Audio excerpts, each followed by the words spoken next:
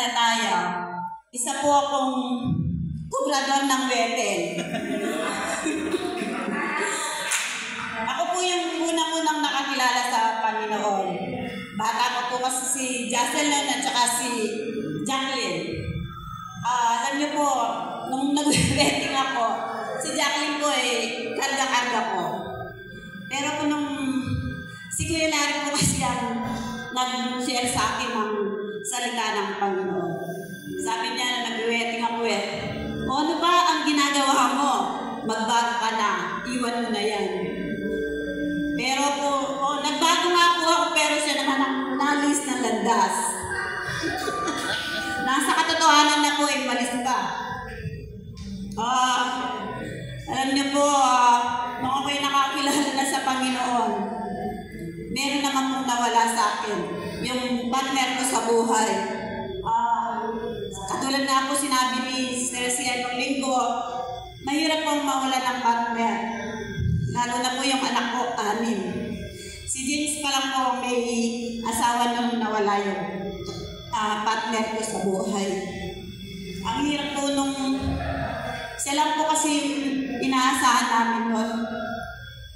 Ang hirap po ng hanggat maaari ko ayoko umiyak.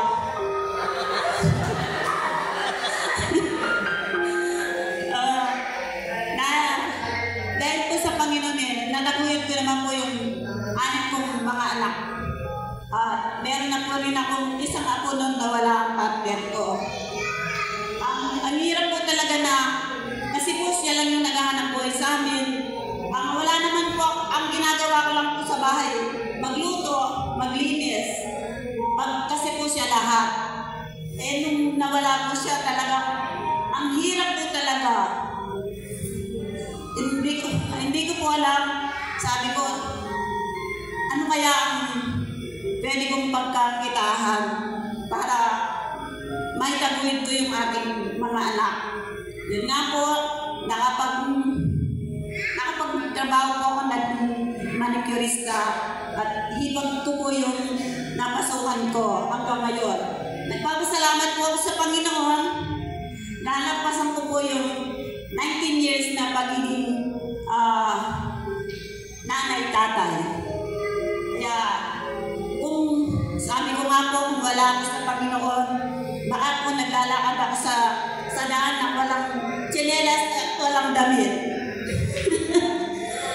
Ibang-iba po talaga yung nasa Panginoon. Hallelujah. Ngayon po, dalawa na lang po, buong pamilya na po kaming mananampalataya. Kaya nagpapasalamat po ako sa Panginoon na konting prayer na lang po, makakasama ko na yung 2 kong anak. Hindi lang po ako at manugang ang mananampalataya sa aming pamilya. Kaya nagpapasalamat po ako sa Panginoon